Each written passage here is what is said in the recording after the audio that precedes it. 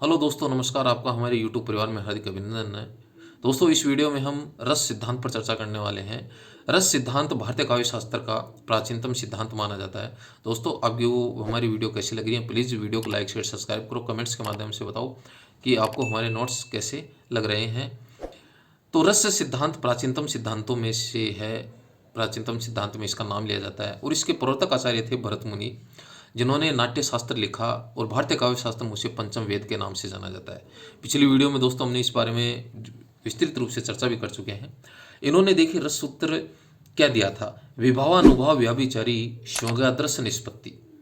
विभाव अनुभाव व्यभिचारी के संयोग से ही रस की क्या होती है, निष्पत्ति होती है। ये इन्होंने अपने रस सूत्र के माध्यम से माना। भरत मुनि के अनुसार रस आस्वाद न होकर आस्वाद्य है। क्या है? आस्वाद नहीं है और आस्वाद्य है। अब ये दोनों वर्ड देखिए क्या होते हैं।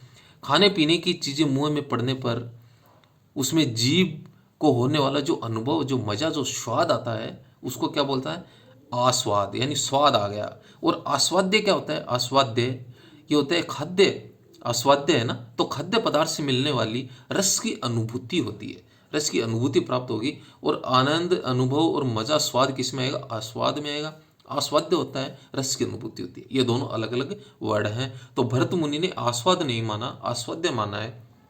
अर्थात वह एक ऐसा तत्व है जिसका स्वाद लिया जा सकता है। क्या है? जिसका स्वाद लिया जा सकता है। भरत ने रस की वस्तुपरक व्याख्या की है।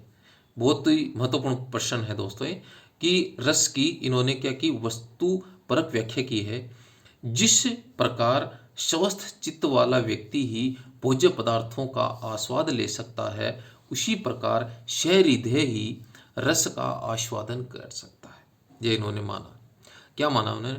जैसे स्वस्थ मन वाले व्यक्ति ही भोज्य पदार्थों के स्वाद को ग्रहण कर सकता है, मजा ले सकता है, उसी प्रकार अगर कोई सहृदय वाला व्यक्ति है, वह ही रस का आस्वादन कर सकता है। अब देखिए आचार्य अभिनव गुप्त जी के क्या विचार है। रस विवेचन में अलौकिकता का समावेश करने का श्रेय इन्हीं को ही जाता है। रसानुभूति का आधार व्यंजना शक्ति को ये मानते हैं। कौन? आचार्य अभिनव गुप्त। अलौकिकता का इन्होंने समावेश किया और व्यंजना शक्ति को रसानुभूति का आधार इन्होंने माना। अब देखिए रस सूत्र के व्याख्याता आचार्य, चार रस सूत्र के व्याख्याता आचार्य हैं। भरत मुनि ने जो रस का सूत्र दिया, और इस रस के सूत्र में दो शब्द हमारे सामने आए हैं, संयोग और निष्पत्ति। इन शब्दों की व्याख्या जिन चार आचार्यों ने की, उन्हें रस सूत्र का व्याख्याता आचार्य कहा जाता है, जिसमें सर्वप्रथम नाम लिया जाता है भट्ट लोलट का। सर्वप्रथम आए इसलिए इन्होंने उत्पत्तिवाद दिया। हमें दोस्तों इस तरीके से ट्रिक से भी याद करना है। तो उत्पत्तिवाद सिद्धांत इन्होंने दिया, आरोपवाद के नाम से जाना जाता है। इन्होंने जो व्याख्या हमारे सामने प्रस्तुत की, वह उत्पत्तिवाद या आरोपवाद के नाम से जानी जाती है। इन्होंने भट्ट लोलट ने, इन्होंने निष्पत्ति का अर्थ माना उत्पत्ति। निष्पत्ति का अर्थ इन्होंने क्या माना? उत्पत्ति माना। और संयोग का अर्थ इन्होंने उत्पाद्य, उत्पादक, गम्य, गमक, पोष्य, पोषक इन्होंने माना। संयोग का क्या अर्थ माना इन्होंने? उत्पाद्य, उत्पादक, गम्य, गमक, पोष्य, पोषक। रस की स्थिति अनुकार्य मूल पात्र में ये मानते हैं। कौन मानते हैं? भट्ट लोलट। दर्शक अभिनेताओं पर मूल पात्रों का आरोप कर लेता है, इसलिए इनका मत आरोपवाद के नाम से जाना जाता है। अब दूसरे नंबर पर आते हैं आचार्य शंकुक, जिन्होंने अनुमितिवाद प्रस्तुत किया। चित्रतुंग न्याय के नाम से इन्होंने अपनी व्याख्या प्रस्तुत की थी। जब चित्रतुंग न्याय का नाम लिया जाता तो आचार्य शंकुक इनका नाम लिया जाएगा। के आधार पर इन्होंने रस निष्पत्ति की व्याख्या की। जैसे चित्र में बने हुए तुरंग यानी घोड़े को देखकर हम उसे घोड़ा मान लेते हैं, उसी प्रकार दर्शक नट में राम आदि की प्रतीति कर लेता है और फिर उसमें रति आदि भावों का भी अनुमान कर लेता है। इस विलक्षण अनुमान को कला प्रतीति कहा जाता है। ये चित्र तुरंग न्याय है जो आचार्य शंकुक ने प्रस्तुत किया। इन्होंने संयोग का अर्थ अनुमान माना। हम अनुमान लगा लेते हैं, नट आदि में राम की प्रतीति देखकर हम उसे मानने लग जाते हैं और उसी प्रकार हमारे भावों का भी अनुमान कर लेते हैं। और निष्पत्ति का अर्थ इन्होंने अनुमिति माना। ये आचार्य शंकुक की व्याख्या थी। तीसरे नंबर पर आते हैं भट्टनायक, जिन्होंने भुक्तिवाद प्रतिपादित किया। साधारणीकरण का सिद्धांत इन्होंने दिया। किन्होंने? भट्टनायक ने। बहुत बार एग्जाम्स में पूछा जा चुका है। भट्टनायक ने साधारणीकरण का सिद्धांत दिया। इन्होंने भावकत्व व्यापार को ही साधारणीकरण माना। इस व्यापार से विभावादी अपने पराये की भावना से मुक्त हो जाता है और मुक्त होकर के सामान्यीकृत हो जाते हैं। यही इनका साधारणीकरण का सिद्धांत है। संयोग का अर्थ इन्होंने भोज्य भोजक संबंध माना। निष्पत्ति का अर्थ इन्होंने भुक्ति माना। अभिनव गुप्त अभिव्यक्तिवाद रस को व्यंजना का व्यापार मानते हैं।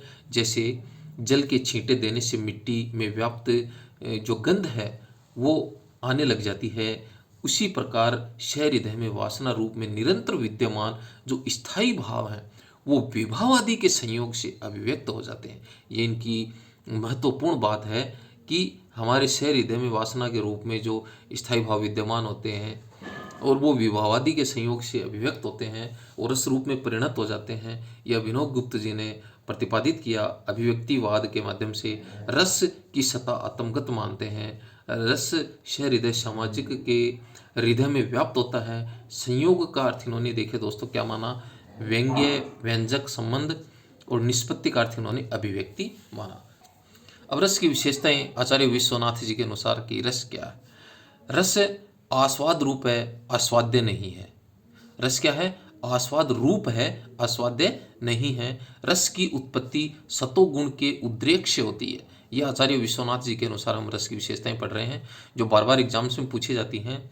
कौन सा सही है, कौन सा गलत है, यहाँ से बहुत बार एग्जाम्स में प्रश्न आ रहे हैं। रस ब्रह्मानंद सहोदर है। रस को ब्रह्मानंद सहोदर माना गया है। रसानुभूति अलौकिक होती है। रस चिन्मय अर्थात ज्ञान स्वरूप होता है।